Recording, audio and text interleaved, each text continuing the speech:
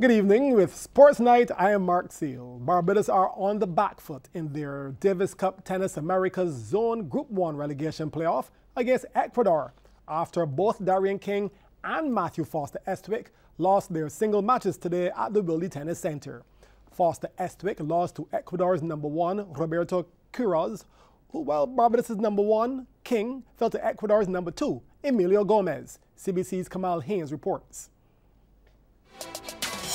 First singles match, Matthew Foster Estwick in the near court had a difficult assignment against Roberto Quiroz of Ecuador. Here Estwick fails to return. Down one game, Estwick looked set to level the score off his serve with shots like this. But his many unforced errors saw Quiroz breaking his serve to double the lead. Game 4 and Estwick with a chance to reduce his deficit by 1 with a game point, but hits it wide. That advantage became a thing of the past as Quiroz fought back to take that game to lead 4-love. He would go on to easily take the set 6-love as Estwick makes yet another unforced error. Second set saw a similar performance from both parties, with Quiroz dropping only one game to win the set 6-1 and the match 2-0. With Ecuador up 1-0, pressure was now on Darian King to make amends. He made a few promising shots, although he would lose the first 2 sets against Emilio Gomez. King down 2-love at this stage and looking determined to reduce the deficit. Here speeding to the net to return the shot, forcing Gomez to commit the error.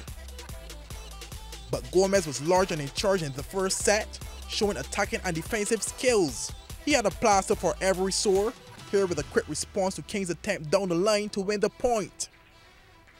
He would go on to take the first set 6-3, here with a powerful serve, forcing King to hit the ball out long. King came back stronger in the second set, showing there was still fuel in the tank to get Barbados over the line, here with a backhand return down the right for the point.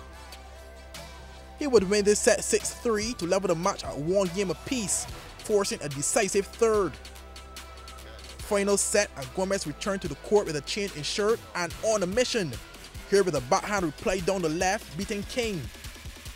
Gomez would replicate the first set, taking this decisive set 6-3 to win the match and give Ecuador a 2-0 lead over Barbados.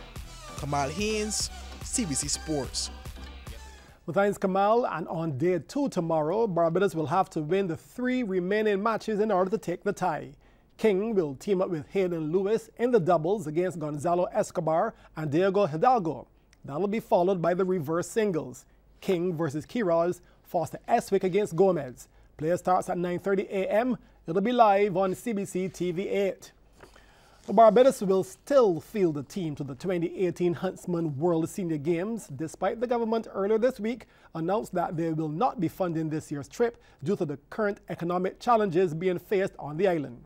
Through sponsorship and some of the competitors personally pulling their pockets, the team of 5 track and field athletes, namely Adley Burrows, Ainsley Lovell, Kathy Harper Hall, Henderson Waltrus, and Lester Phillips, 2 cyclists, Ronald Hardin and Sedwin Jones, 2 archers, Judy McGrath and Pedro Thomas, and 5 basketballers, Anthony Lane, Lionel Rudder, Richard Clark, Cameron Vickery, and Richard Toppin. They'll make the trip to the United States. Raul Clark is the manager, and he notes that the decision taken to attend the games came from the long-standing relationship the athletes have with the Huntsman's Games, as well as the desire of the athletes who have been in continuous training to seize the opportunity in order to compete.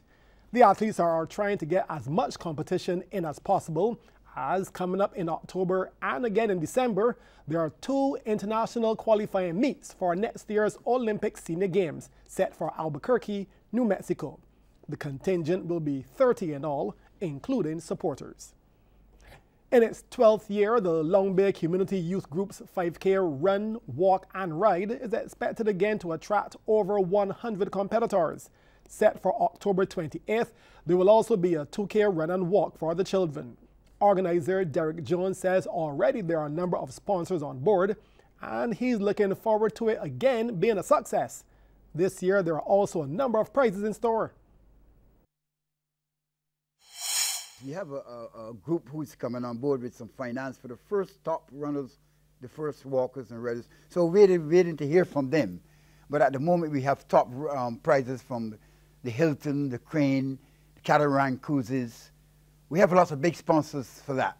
But we are expecting a bigger sponsor for the first rider, first walker, and first rider. Registration for the 5K run, walk, and ride will be on the set day of the competition prior to the start, which will be 4 p.m.